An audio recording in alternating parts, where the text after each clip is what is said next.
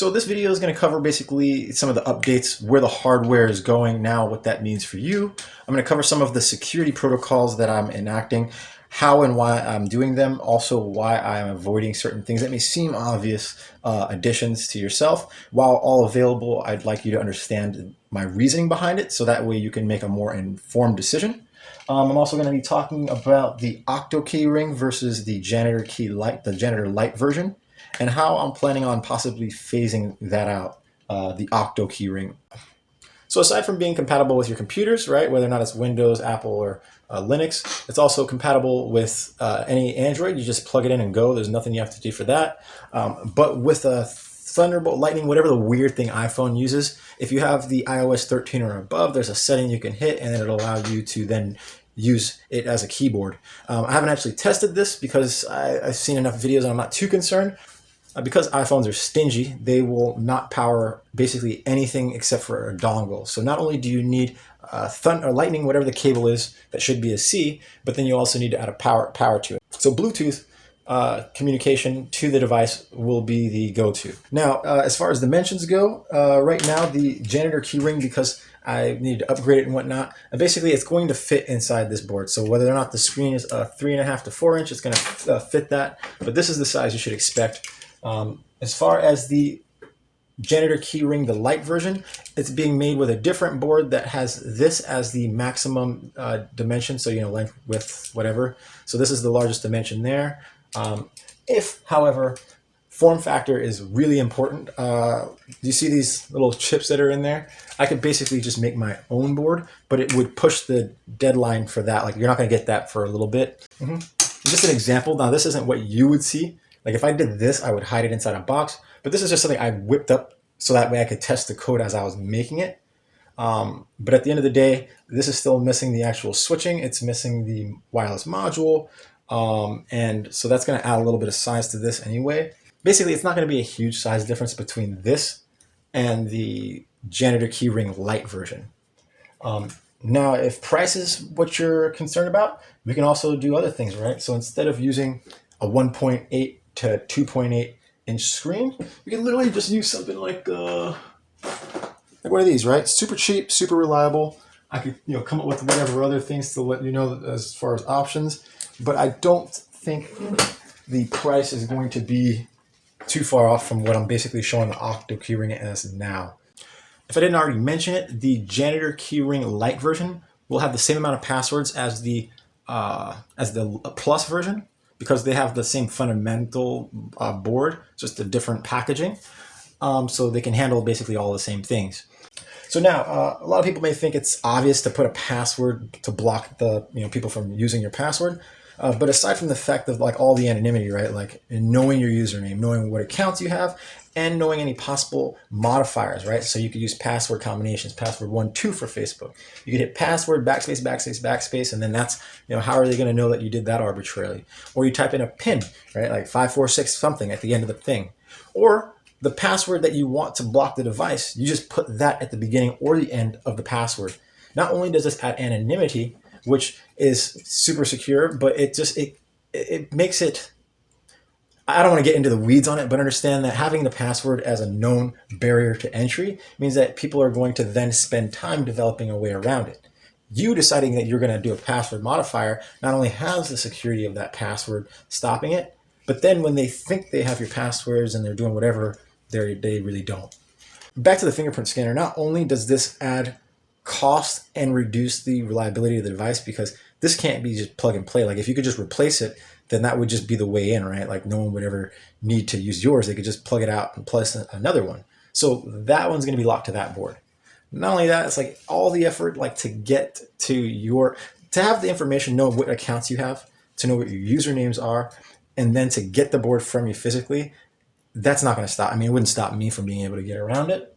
So it's basically adding stuff that's only going to not only shorten the life of the board, but it's likely to keep you out of your device. I don't know what you guys get into. Maybe you get a little super glue on your finger, you do a little painting, you get a cut on your finger. That could be the difference between you getting into your device and not getting into your device. And, it works both ways. Now, at the end of the day, if the password or the password modifier isn't good enough for you, I also was considering adding a couple of other security options because there's these modules now. So let's say you have your backup supply here, right? Like you've got a module here, it's sending whatever. Now, like imagine because this is able to communicate with that, it knows that it's within your safe bounds because this backup module could be anywhere. You could have it wired up underneath your bed somewhere. You could have it basically behind your refrigerator. It's still gonna be able to detect it, right? Now, because of that, it'll allow you to type out your passwords. Maybe when you're out and about, it uses your phone's Bluetooth. And then maybe if in a scenario where you don't have either of those, your phone dies or something, you can add your own override, which is some arbitrary simple customization, right? So like maybe you pull off the screen and underneath the screen, there's going to be a couple of these little jumpers, right? Like 5 or 6. And then for your board specifically, whether or not you chose one or you probably should just choose one because I don't want to have to do that. You just say, I want to have, these be my override. So specifically that even of those 5 wires, you take your 2, you connect them to these very specific pins, right? So like you connect 22 to 24 or whatever it is, then that'll allow you to override. Because for someone else to just arbitrarily, like when you start doing combinations and possible, there's way too many. And it's not like they can automate it because it's a manual thing, right? So they have to sit there and do them all, which is not only unreasonable, but we could also do some further protection where like after some amount of failed attempts, right? Like putting these in the wrong placement, you could just wipe the board, just erase everything off the card if desired.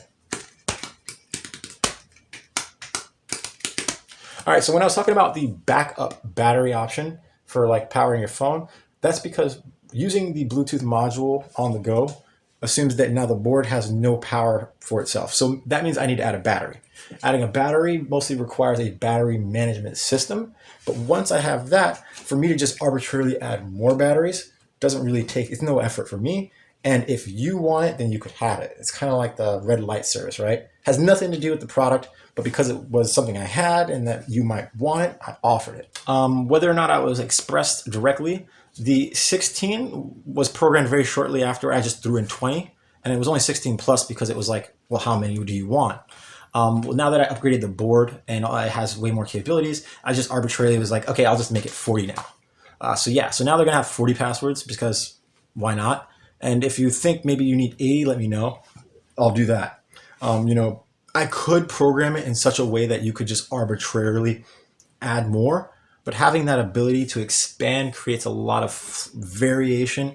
Basically, making it very hard-coded in C means it's reliable. Every single password has their own individual file. They're all treated in individual manner. It's just, I don't want to bore you with anything that you think to yourself, like, I would prefer, or you think it could be better, or anything that you want.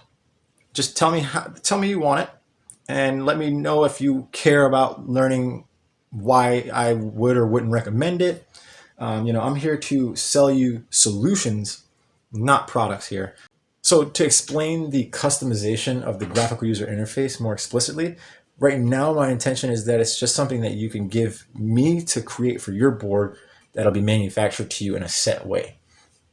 The reason why is because the more variation that you have control over on your end, the more possible failure modes have to be not just considered, but tested for, right? If everything is programmed and then it's sent out a certain way and then that's it, right? Like it's solid. But then now if you can manipulate this in any arbitrary fashion and this and that and that and that, you don't know how this may interact with this in some really weird way that interacts with that. And now that gets affected in some way in which now it's not being saved or accessed correctly. And then now that might overflow into a whole, who knows, So basically, the least amount of variation is the safest way to go. But at the end of the day, I do plan on having some amount of variation based on what you guys require or desire. But that's going to be something that I'll add in after I have the whole thing running, showing you guys this is what I have intentionally now. This is what I'm putting together. If you're good with this, I'm going to start shipping. If you'd like to make any last minute adjustments, you guys have any input, we'll swap it up, run that, show you guys that, and then I'll send them out. As far as getting it custom, that's that's the that one's different, right? Like I'll reach out to you, or you can reach out to me with whatever it is that you have an idea for. But please be as aggressive as you can with the communication with me, just because I'm doing everything, so it's kind of hard to really know what best to balance my time on, right? So I've recently kind of completely stopped marketing and pushing this product anywhere, just because the communication with the people, the ordering of the parts, the consideration as to what I could do or add, or manufacturing, the automated testing for certain things. There's a lot of things to consider, and so don't be afraid to like, hey man, I want this. What will that cost? And how do you think?